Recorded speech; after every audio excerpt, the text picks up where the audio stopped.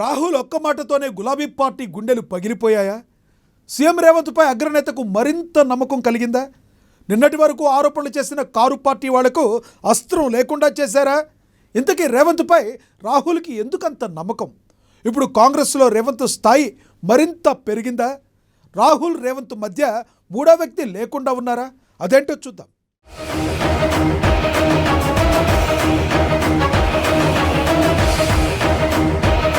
Car కామెంట్లను పటాపంచలు చేసిన Rahul Gandhi, successful గా సర్వే నిర్వహించిన రేవంత్ కమిట్మెంట్ కి రాహుల్ ఫిదా. కేంద్రంపై విమర్శలు చేయటంలో ముందున్న రేవంత్ ఆరోపణలు పట్టించుకోకుండా రాష్ట్ర అభివృద్ధి కోసం ప్రయత్నాలు.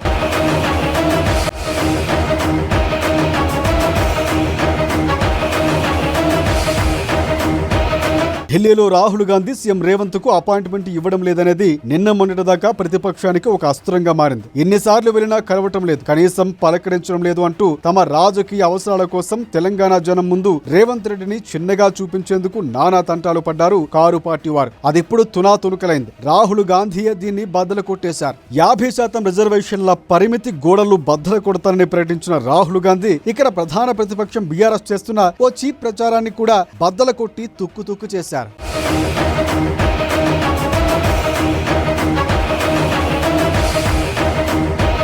కులగణన సర్వే మొదట తెలంగాణలో జరపాలని తలచినప్పుడు రెడ్డి సామాజిక వర్గం నుంచి రేవంత్ రెడ్డి తీవ్ర ఒత్తిడిని ఎదుర్కొన్నారు. ఇదే విషయాన్ని రాహుల్ గాంధీ సైతం గుర్తించారట. దీన్ని ఎలా సక్సెస్ఫుల్ గా నిర్వహిస్తారు అని కూడా కొంచెం తటపటాయించిన విషయాన్ని ఆయన ఒప్పుకున్నారు. కానీ రాహుల్ అనుమానాలను ఇక్కడ రేవంత్ రెడ్డి కుండ బద్దలు కొట్టారు. అంతేకాదు, అద్భుతమైన డేటాను సమీకరించి పెట్టుకున్న రేవంత్ ఇక తెలంగాణ పల్లె పల్లెన అభివృద్ధి, సంక్షేమం, సామాజిక పురోగాభివృద్ధి సాధించడమే కర్తవ్యంగా పెట్టుకున్నారని, ఇదే ఇప్పుడు సీఎం తక్షణ కర్తవ్యం అని కూడా రాహుల్ సూచన చేశారు. బీసీల పట్ల పార్టీకి ఉన్న నిబద్ధత, నిజాయితీ ప్రజలు తెలుసుకున్నారని, అది వేరే పార్టీలకు దక్కదని కూడా పరోక్షంగా రాహుల్ వ్యక్తీకరించారు.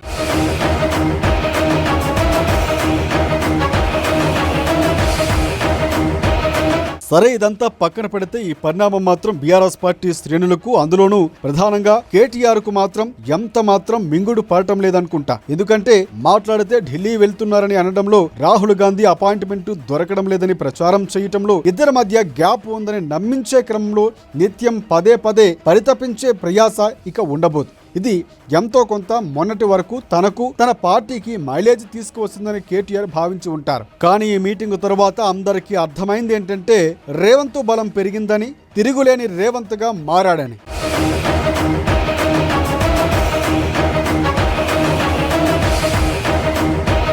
పార్టీ అగ్రనేతలతో రేవంత్ క్లోజ్ గా మూవ్ అవుతున్నారు. మరోవైపు ఆయనకు పాలనాపరంగా బాధ్యతలు కూడా ఉంటాయి. కేంద్రం నుంచి సహకారం అవసరం. అందుకోసం కేంద్రంతో ఆయన సంప్రదింపులు ఎక్కువగానే ఉన్నాయి. ఇతర కాంగ్రెస్ ముఖ్య నేతల కంటే, ముఖ్యమంత్రుల కంటే చాలా ఎక్కువగా కేంద్ర మంత్రులు కలుస్తున్నారు రేవంత్ రెడ్డి. పాలనాపరంగా కేంద్రంపై చేస్తున్న ఆరోపణలు తక్కువగానే ఉన్నాయి. రాజకీయంగా మాత్రం బీజేపీని వదిలిపెట్టడం లేదు. అయినా పాలనాపరంగా చొరవ తీసుకుంటూ ఉండటంతో ఆయన బీజేపీ దారిలోకి వెళుతున్నారని ప్రచారం చేస్తూ వస్తున్నారు.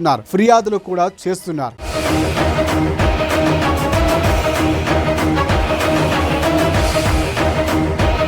కానీ ఏం చేసినా దాన్ని సరైన విధంగా మలుచుకోవడం ఎలాగో తనకు తెలుసునని రేవంత్ నిరూపించుకున్నారు. హైకమాండ్ వద్ద రేవంత్ పలుకుబడి తగ్గుతోందని ఆశలు పెట్టుకున్న వారు ఇక ఆశలు వదిలేసుకుని రేవంత్ దారిలో నడిస్తే వారికి రాజకీయ భవిష్యత్తు ఉంటుందన్న సంకేతాలు ఇచ్చేశారు. అందుకే దట్ ఈజ్ రేవంత్ రెడ్డి అనుకోవాలి.